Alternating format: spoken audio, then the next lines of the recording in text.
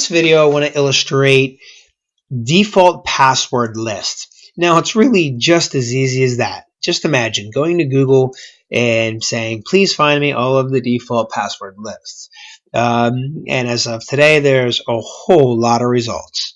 One of my favorite ones to go to is the default password list by phenoelit.org.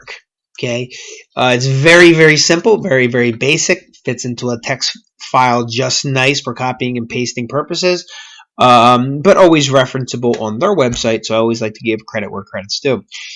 They've compiled this nice list from all the different vendors, the different models, the different versions for compatibility reasons, the access type in which you can connect to it, the default username, the default password, and different privileges or notes. Okay, so you can go through this and you can see there is quite a bit. If you just scroll all the way down, I mean, it really covers everything A to Z.